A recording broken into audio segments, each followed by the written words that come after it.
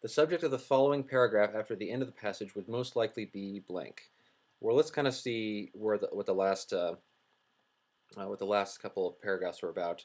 We're talking about this period in history, in the history of England, where Tudor architecture became popular. We're talking about the commercial fortunes, people becoming richer, the landed gentry, their kind of desires and aesthetic concepts. It's all talking about kind of money and how that aided the growth of this particular kind of architecture. So the subject of the following passage.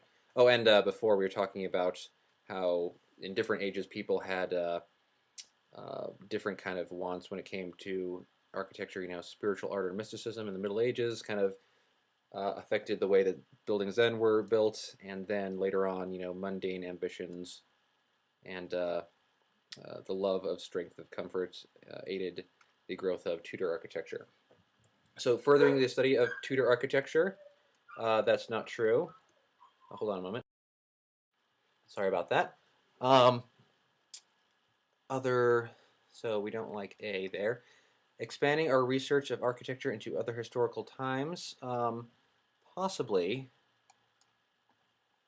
Providing alternate explanations for the growth of Tudor architecture, possibly. Go ahead and hold on to that one now. Applying the knowledge of Tudor architecture to research into Victorian England, maybe. Or E here, applying knowledge of architecture history to modern building creations.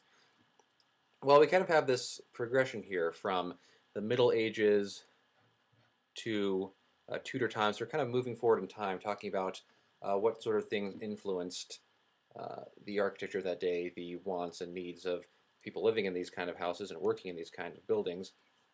So it would make sense to kind of bring it to modern times.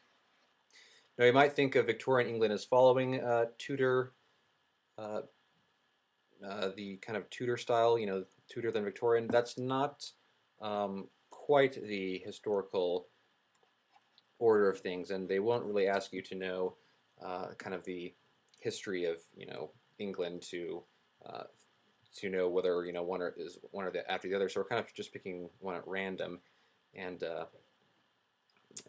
saying that it'll be talking about that. We've already kind of exhausted a lot of different explanations for the growth of Tudor architecture. Uh, people becoming richer, um, support by the royal family.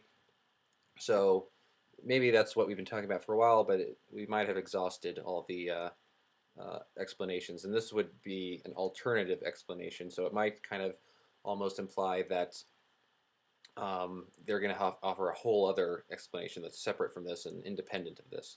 It'd be kind of weird to talk about all these different reasons why Tudor architecture became popular, and then say like, oh, but maybe that's not true. Maybe it's this.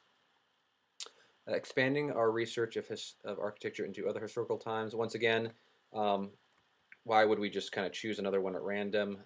The progression kind of seems to indicate that we'll start talking about modern buildings. So it is tough between B, D, and E, but E is the best answer in this case. We can go ahead and choose that to make sure we're correct. And we are. All right, let's move on.